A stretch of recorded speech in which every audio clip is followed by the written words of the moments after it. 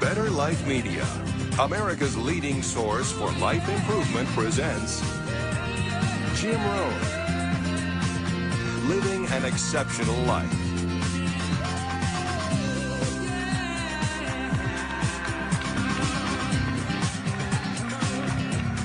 Hey, thank you. How's everybody? Nice to see you. Thanks for coming today. I appreciate it very much, and I'm just delighted to be here. How many of you have never seen me before? This is your first time? Wow, everybody. I keep thinking I'm famous, but I guess, you know, that settles that. Anyway, nice to see you. I've got some interesting ideas to share with you. If you're ready, say I'm ready. And if you'll take some good notes, I got some lists for you to make that you can take home with you and ponder at later times. Some of the things I want to share with you. I was raised in southwest Idaho. My parents gave me an incredibly excellent start in my life, which I appreciated very much. But I quit school at age 19, unfortunately. My reasoning was, I'm smart enough to get a job. How much smarter do you need to be? And with that shallow thinking, I quit school, age 19, and got a job, went to work. A little while later, got married, started a little family, and I'm struggling and, you know, trying to do my best. But it seems like each year I'm falling just a little bit further behind. Finally, age 25. The climax of my sort of, you know, weariness with where I was, not doing as well as I thought I should. I hear a knock on my door, and I happen to be home alone. When I opened the door, there was a little Girl Scout about this tall selling Girl Scout cookies. And she gave me the finest sales presentation I've ever heard. Girl Scouts around the world, no better organization. And we've got these cookies, only $2, several flavors. And with a big smile, she very politely asked me to buy. No problem. I wanted to buy. Big problem. I haven't got $2 in my pocket. Now, I'm a grown man. I live in America. I've been to 1 year of college. I'm married. I've got a family. And I don't have $2 in my pocket. And I didn't want to tell her that. So I did what I thought was next best. I lied to her. I said, hey, look, I've already bought lots of Girl Scout cookies. I've still got plenty in the house that we haven't eaten yet. And she said, oh, that's wonderful. Thank you very much. And she leaves. When she leaves, I say to myself, I don't want to live like this anymore. I mean, how low can you get lying to a Girl Scout? I mean, that's about as low as you can go. But I promised myself that day I was going to start my search of finding opportunity, finding somebody who could teach me and coach me on doing much better for myself and for my family and for my future. And shortly after that, I met a most extraordinary man, very wealthy, but a friend of mine said, you've got to meet this man. He's rich, but he's easy to talk to. He's got a unique philosophy of business and life. And the more he told me about this man, the more I said, I've got to meet this guy.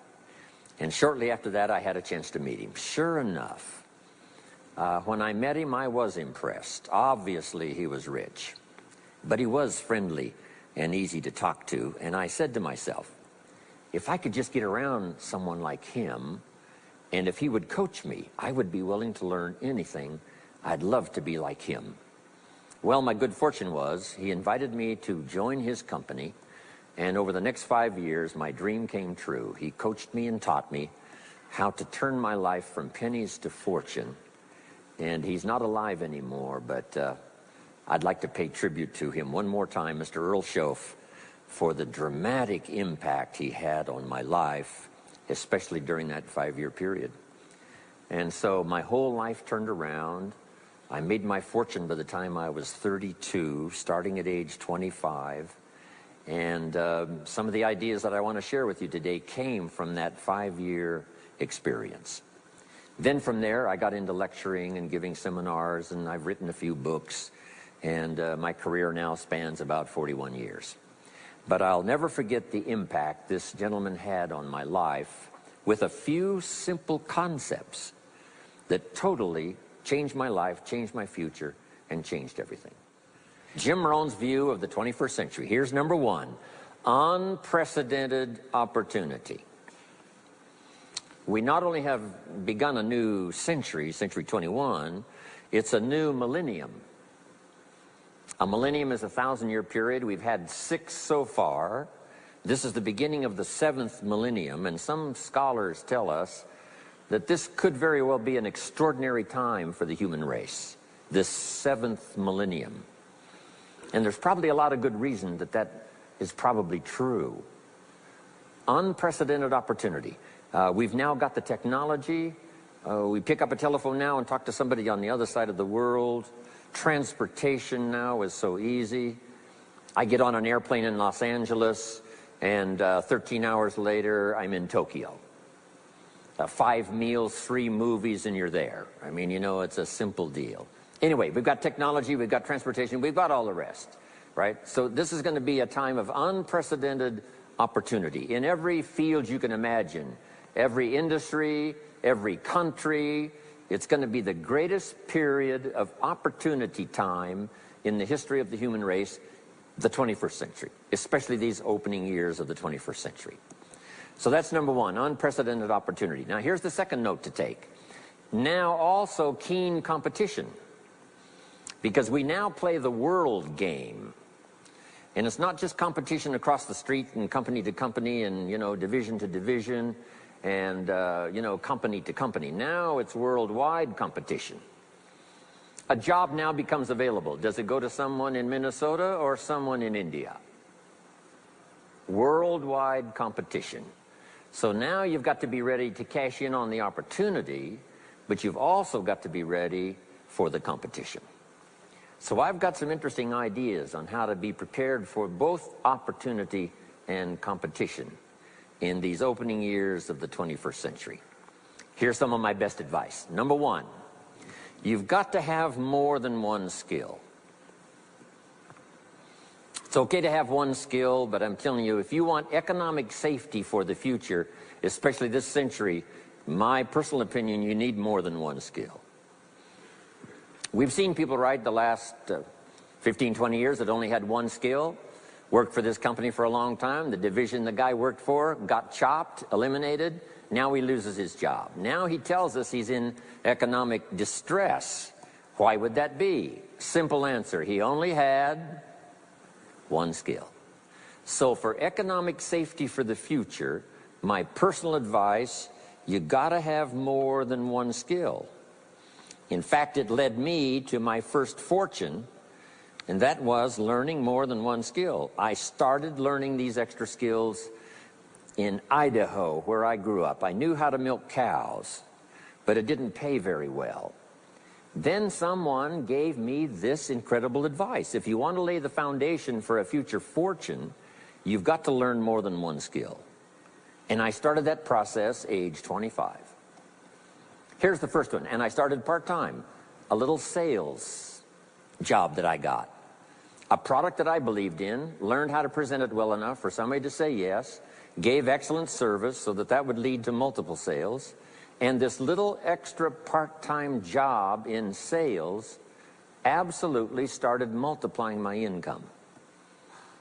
From milking cows, now I've got this ability now to start getting customers, keep them serviced, and make some money in this extra skill. So now I've got 2 skills, milking cows and finding customers. Here's the next skill I learned, just to give you a quick list. Next was finding good people. If you've got a little enterprise going and you need some people, you have to just go look for them. And when I learned this skill, finding good people for my little enterprise, I couldn't believe how it drastically changed my income. My income now starts to multiply, not just increase. So now I've got what? 3 skills: milking cows, getting customers, finding good people. I'm on my way. Here's the next one that paid me big money, in case you're interested, and that's organizing.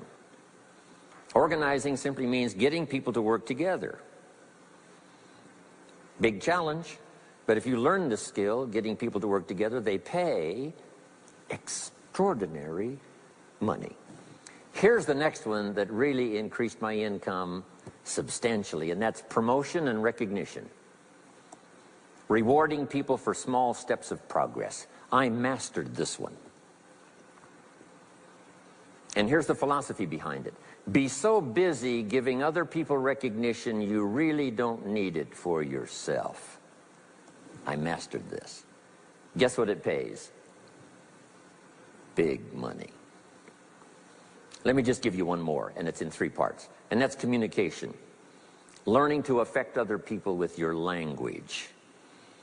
Of all the things not to be lazy about, it's language, because words can work miracles. And communication I found in 3 parts. Here's number 1, training, showing somebody how the job works. Showing somebody how the business works. We call that training. I got good at that. Paid big money. Here was the next one, teaching. Teaching people how life works. Teaching people how to set goals. Teaching how to become a leader, manager, entrepreneur. Stepping up to the higher opportunity and better challenge.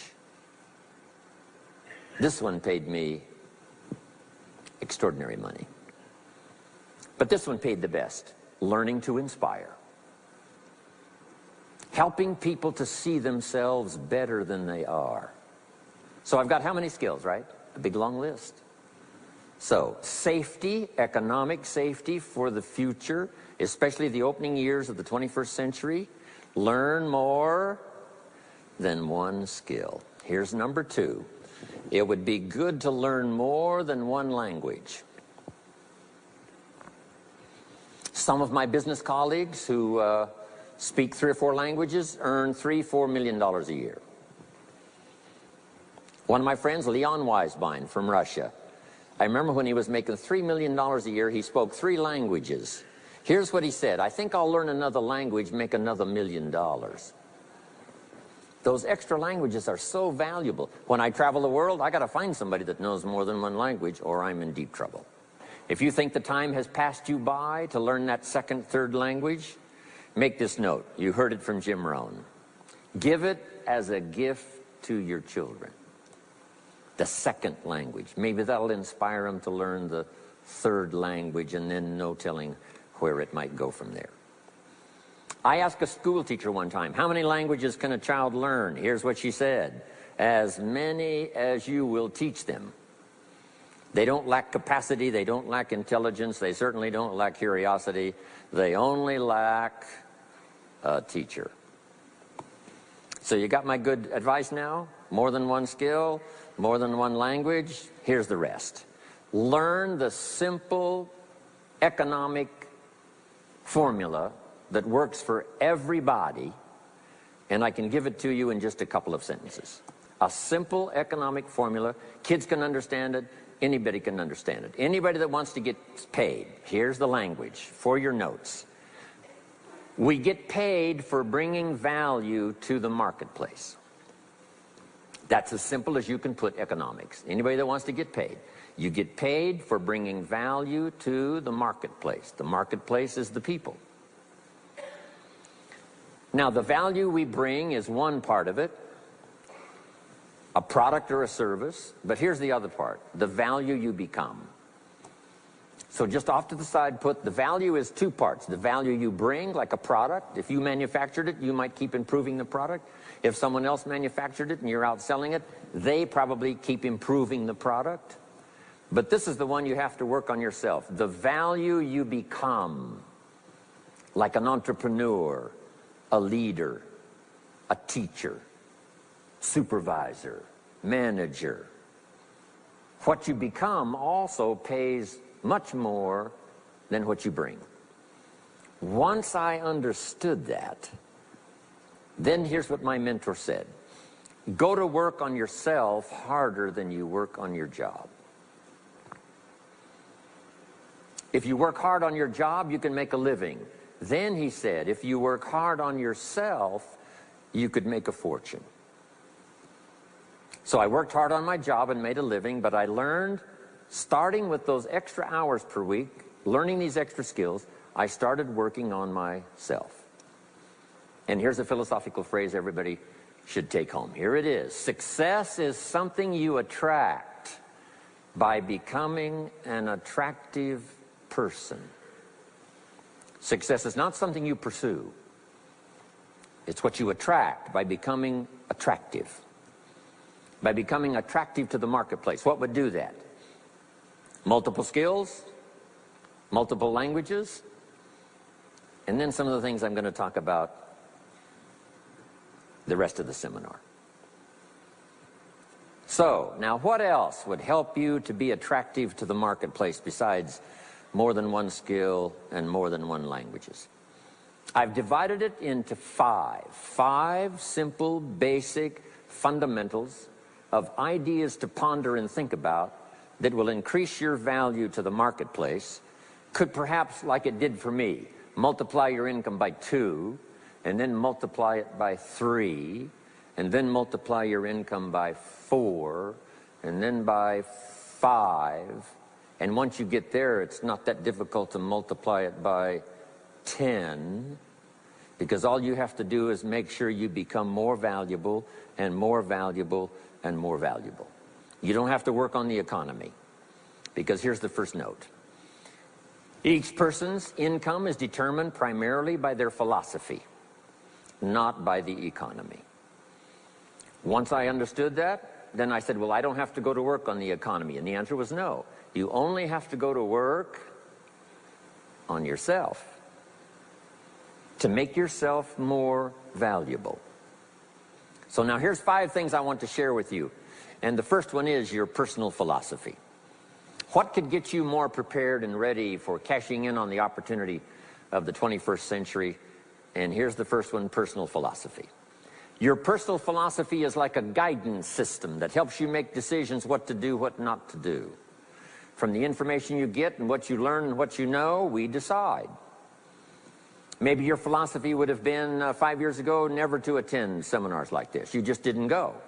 Now 5 years later, here you are.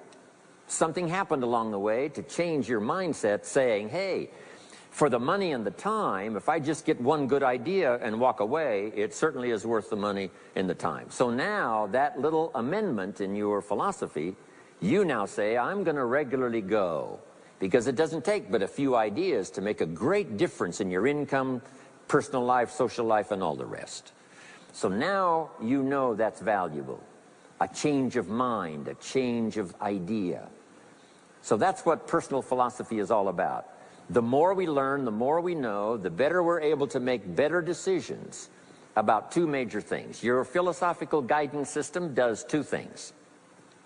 For your notes, number 1, helps you to see the dangers on one side, so you can avoid those. But here's what else your guidance system does. Personal philosophy helps you to see the opportunities on the other side, so that you can expand those, maximize those. And here's what that's called. The game of life is to minimize the dangers and maximize the opportunities. And the more we know and the more we learn, the more experience we gather in sessions like this, from the sermon on Sunday morning to the books we read and all the rest, helps us to keep continually adjusting our philosophical guidance system so that we minimize more dangers, maximize more opportunities. That's really the game of life. I couldn't put it much more simply. So number 1, we're affected by what we know. Now, how do we know more things and learn more things that'll help us readjust our thinking so we can avoid the dangers, maximize the opportunities? Here's number 1, learn from personal experience. One way to learn to do something right is what? First do it wrong, right? Mess up, and then you say, wow, that was costly. I'm never going to do that again. So one way to learn to do it right, first do it wrong. Sometimes a negative experience turns out finally to be positive. They say if you survive your first heart attack, you may now live to be a very old person. Why is that? Well, that first heart attack, if you survived it, is called a wake-up call. And maybe the doctor said, one more of these and you're history. And you said, wow. And you make it for the health food store. And you start reading every book you can find on good nutrition, how to avoid another one of these heart attacks. And you start jogging and start walking and doing all of the stuff. And this total change of lifestyle could now save your life and cause you to live to be a very old person. Here's what my mentor said, that's some of the best advice I ever got. He said, Mr. Rohn, if you will change, everything will change for you. If you'll start making personal changes, your income will change, your health will change, your future will change, everything will change, if you're willing to start making the changes. So sometimes a negative experience now causes us to really make a sudden shift in our philosophical guidance system that says, hey, I'm never going to let this happen to me again. Fantastic. Now here's the next way to learn, and that is to learn from other people's experiences, whether they are negative or positive. It's too bad failures don't give seminars like this. Wouldn't that be good information? Now, we don't want to pay them, so they don't lecture. But their information would be valuable. If you know a guy that's messed up his life for 40 years, you have to say, John, would you spend a day with me? And I will bring my notebook and take good notes. A good-looking guy like you, beautiful family, every reason to do well, threw it all away. Teach me how for the last 40 years you messed it all up. And he tells you, and you take good notes. Learning from the negative side of someone's experience. If somebody tells me these eggs are rotten, I'm not going to make an omelet and try it, right? I'm just going to take their advice and their know-how. So, learn number one from your own experiences, learn number two from other people's experiences. And my mentor taught me to always keep a journal. Here's what he said, don't trust your memory. If you want to live a dynamic life, multiplying your income, multiplying your future, be a good student. If a good idea comes your way, write it down, then ponder it, then perhaps go do it. Okay. Now, your philosophy comes from what you learn, comes from what you know, comes from other people's experiences. 3 ways now to learn from other people. Here's number one, learn from what you see. One of the great watchwords of these early years of the 21st century, pay attention. If you just watch, you can pick up clues. Success leaves clues. And if you'll be a better observer of the winners and the losers, those that are doing well and those that are falling behind, and just take mental notes and good notes and say, I'm going to adjust what I'm doing based on what I see. Here's number two. We learn so much from other people based on what we hear. Here's good advice on that. Be a selective listener. Listen to voices of value that have experience, ideas, reputation, something valuable to share. Now here's number three. Read all the books. Now there's millions of books, so you can't read all the books. But make this note. Read all the books you need to read to make you as wealthy as you want to be, as healthy as you want to be, as prosperous, as productive, as unique a human being as you want to be. Read all of those books. Don't leave those books go unread. My mentor got me started on my library when I was 25. I got one of the best. If you saw my library, you would be impressed. I haven't read everything in it, but I feel smarter just walking in it, right? My library. I was smart enough to buy it all. Now I got to be smart enough to read it all. Now jot this down. When you do read, you have to sort through what you read and decide which is valuable to try. That's part of the process of learning. Gathering information and sorting through it. One, the information that would apply to you, and what you think would be valuable based on your current philosophical opinion. So read all the books. Our lives are greatly affected by what we learn and what we know.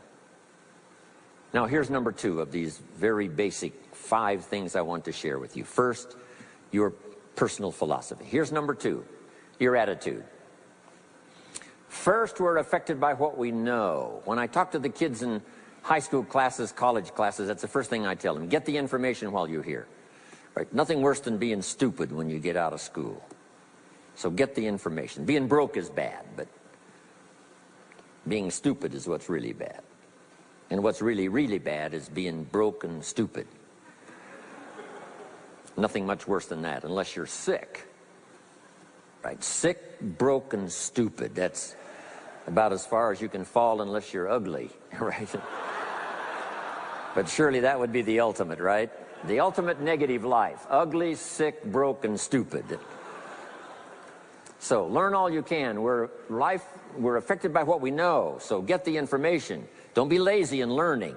Don't be lazy in going through the books, building your library, coming to classes like this consistently. Some of them will be so dramatic, your life will never be the same. Maybe this is one of those today. Next, we're affected by how we feel, attitude. This is the emotional part. We need the intellectual part to set sail. So as the winds blow, we can still get where we want to go. Redefine, keep strengthening our psychological and philosophical guidance system. But now we're also affected by the emotions. That's the power. And jot these notes down as I hurry along now. 4 things to consider on attitude and how you feel. Here's number 1. It's how you feel about the past. It's important to make the past useful.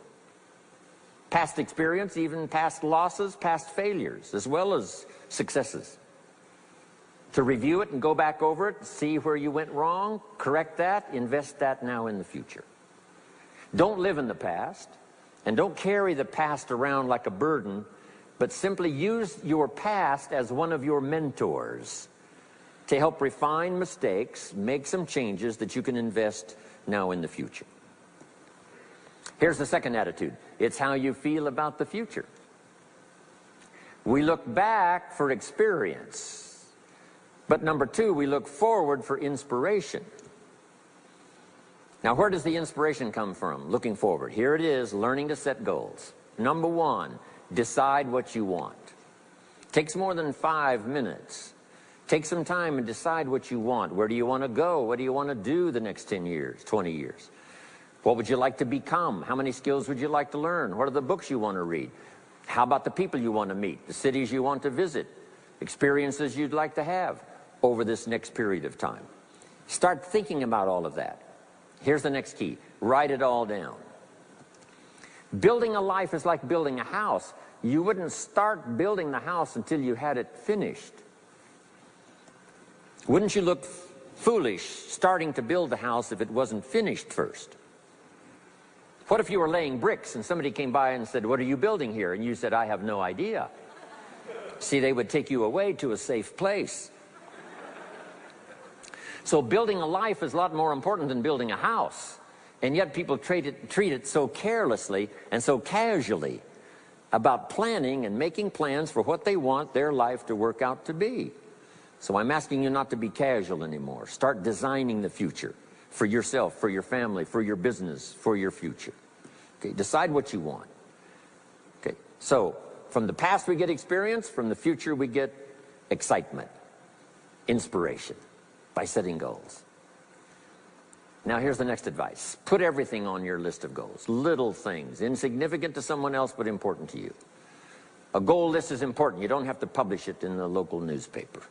My Japanese friend, Toro Ikeda, San Jose, California, put on his first list, a Caucasian gardener. I said, go Toro. Back then everybody had a Japanese gardener. He said, no, I'm Japanese. I want a Caucasian gardener. I like that. So set goals. Set the goals that'll turn you on, goals that'll get you excited. Put everything on your list. Now, here's the next attitude. It's very important how you feel about everybody. If you want to be a leader extraordinaire, here's what you learn. Each of us need all of us. One person doesn't make an economy. One person doesn't make a symphony orchestra. It takes all of us for each of us to be successful. Each of us need all of us, and all of us need each of us. Each gift is important as we bring it to the table, as we bring it to the country, as we bring it to the community. Learn to appreciate that. Each of us need all of us. Now here's the last one on attitude. It's how you feel about yourself. Nothing more powerful than self-confidence to start multiplying your income by 2, by 3, by 5, by 10. And where does that come from? Make the note. It comes from self-esteem. Doing the things you know you should do, and at the end of the day, your self-esteem is soaring and high. You've met the people you said you'd meet. You made the calls you said you would make. You did the things that you required of yourself to do. And at the end of the day, you feel great about yourself. That is one of the greatest motivating factors for the future. Self-esteem, feeling good about yourself. Now let me give you the miracle piece of this formula. If you're ready, say, I'm ready. Here it is. Number 3 is activity. We're affected by what we do. Now we've gotten to the formula of how to turn ideas into reality, how to turn imagination into substance. It's called number 3, activity. So add these notes to it now. Activity is the work. Activity is the labor. You might add labor pains. I'm short on personal experience here, but the mothers in the room would tell us that we know what that's all about. Labor pains. Why would an upcoming potential mother be willing to put herself through maybe a rather painful experience? She said, that's an easy answer. And it's for your notes. It produces new life. Why wouldn't she put herself to the labor? Now comes the miracle of new life. And whether it's new career life, or new business life, or new friendship life, or new married life, or new life of any kind, it has to come from the work. It comes from the labor. In fact, labor was so important. Here was the original formula for labor. If you have forgotten it, remind yourself. For your notes, 6 days of labor and what? 1 day of rest. Now it's important not to get those numbers mixed up. Why is that? Here's why. Why not 5-2? I don't know, maybe 5 and 2 would be okay. If God would have thought of 5 and 2, he might have made it 5 and 2. Right? You can't think of everything when you're putting one of these together.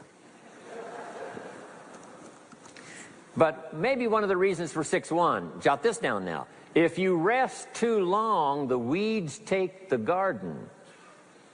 Not to think so is naive. As soon as you've planted, the busy bugs and the noxious weeds are out to take it. So you can't linger too long in the rest mode. You've got to go back to work.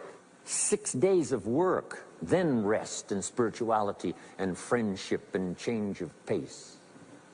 And then go back over the last 6 days. What did I do? What did I miss? Who did I miss? What happened? So that I can invest those corrections in the next 6 days of higher productivity. Have you got that now? 6 days of work, 1 day of rest. Don't get the numbers mixed up. Activity.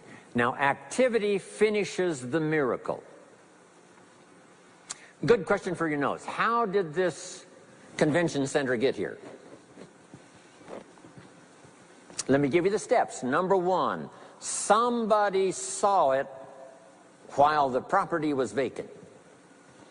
You say, well, how could you see a convention center if it isn't here? It's the only way it will be here.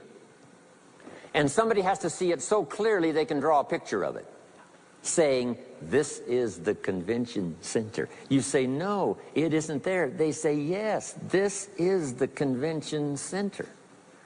The artist's rendering shows you a picture of what isn't there. That's the beginning of imagination. So to turn nothing into something, here's what you do. Imagine the possibilities. That's why we recommend testimonials for someone to say, hey, I started with pennies and I made a fortune. And when they finish, sometimes they say something like this. If I can do it, what? You can do it. And we start imagining the possibilities. Here's number 2. Have faith to believe that some of them are possible for you. And both imagination and faith are powerful forces. But we still don't have a hotel. We still don't have a house. Even though those are powerful forces, it is the beginning. Now, imagination and faith must be deposited in activity or it is wasted. But the finishing touch of the miracle process is now, go to work. Go to work and build a better career. Go to work and build good health. You can't have good health without the work. When did we start hearing that phrase? No pain, what? No gain. You got to do the work. You can read all the books until you're wise. You can have faith and believe until it is extraordinary. But now you must go to work. And if you'll learn to appreciate the work that produces the miracle of good health, the miracle of a career, the miracle of a relationship, the miracle of a fortune. Only humans now can do this. The birds of the field can't do it. No other life form can imagine and create something from nothing. Have faith and then build it and make it real. Only humans. It's an extraordinary gift. Depends on how often you use it. So number one of the ideas I wanted to share with you to make this an extraordinary opening year century for you is philosophy. We're affected by what we know. Second is attitude. We're affected by how we feel. Third is activity. We're affected by what we do. Now here's the final two pieces. Number four, learn to measure progress. Once you've set up a project now, you want to turn nothing into something. Now you must measure your progress. How are you doing? Here's how we teach it to our children. Life expects us to make measurable progress in reasonable time. Measurable progress in reasonable time. That is the game of life. So part of it is not just to set up the proposed project, but as we start working on it, we start measuring how we're doing. Now first, what is reasonable time? You can't ask someone every 5 minutes, how are you doing now? See, that's too soon.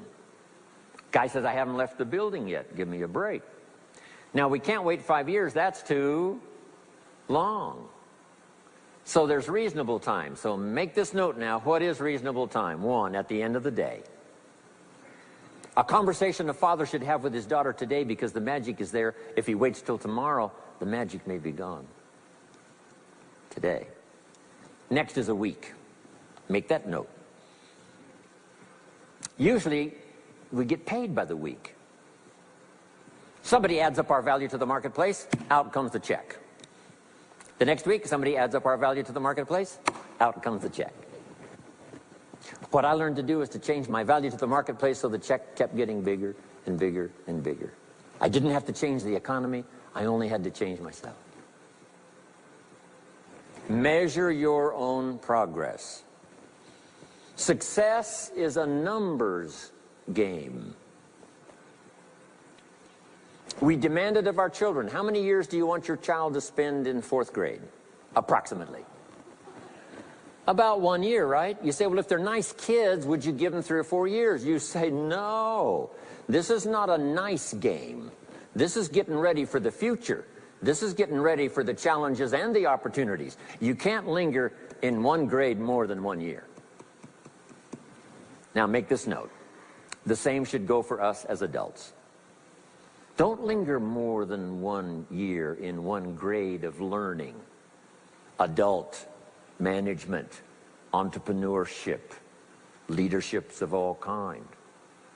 Keep up the pace of learning. Okay. The numbers. Measure. Count. Now here's the key. Face the truth. If you're only making this much progress, you know, there's no use trying to kid the world, no use trying to kid anybody else, and especially don't kid yourself. If in a period of time you've only made so much progress, you just got to swallow hard and say, this is the truth. I've got to face it. Now, what could I do to start increasing my progress and make my health better, make my income better, make my investments better, make my value to the marketplace much better, get busy learning the 2nd skill and the 3rd skill and the next language and the next language to increase my value. I got to get busy and do that. See if you will do that. I promise you. One of the greatest motivating factors in the world is progress. And if you'll measure it, you'll get excited. Now here's number 5 of the 5 major things I wanted to share with you to make these opening years of the 21st century really pay off for you. And here's the word: lifestyle. Learning to live well, because the ultimate essence of life is not a Ferrari. The ultimate essence is not a home. The ultimate essence is not a bank account. It's not $1 million. It's not a fortune. Here it is. The ultimate essence of life is learning to live a good life. That's the key. Whether you have modest resources or whether you have mega millions, either way, the real key is learning to live a good life. And so in my closing 5 minutes, let me give you what I think is a good list. Now, this is the short list. In other presentations, I cover a longer list, but this is called Jim Rohn's short list for living the good life. Here it is. Number 1, productivity. You really won't be that happy if you don't produce. And here's the next bit of advice on that. Produce to the max if you possibly can. To produce a little is okay. To produce enough is okay. To produce some to get by is all right. But why not try productivity to the max? Andrew Carnegie, who built the steel industry back in the 30s, here's what Andrew said. I'm going to spend the first half of my life accumulating money. I'm going to spend the last half of my life giving it all away. He got so inspired by that goal that the first half of his life he accumulated $400 million, which back in the 30s was a lot of money. A mega fortune. Guess what he did the last half of his life? He gave it all away. I got a good question for you as we close. Here's the question. What's got you turned on? What's got you up early? What's got you eager to face the day? What's got you inspired to learn the extra skill, put in the extra time, go the extra mile, learn how to work with people, guarantee your future? Good question. Here's number 2, good friends. You got to have good friends.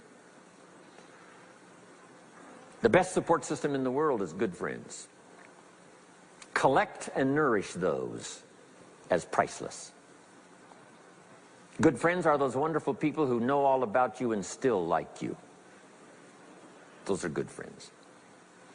Here's number 3, your heritage. What's made America so unique among all the nations of the world and the greatest experiment in the history of the world? And that is the depository of gifts that have come to America over the last 300 or 400 years. The heritage from all walks of life, all over the world. Now, the key to keeping America vital and powerful and unique for generations to come is to keep alive these heritages. The music, the dance, the costume, the customs, the literature, the poetry, and all the rest combined together, making us an extraordinary, unusual nation among nations. Keep your heritage alive.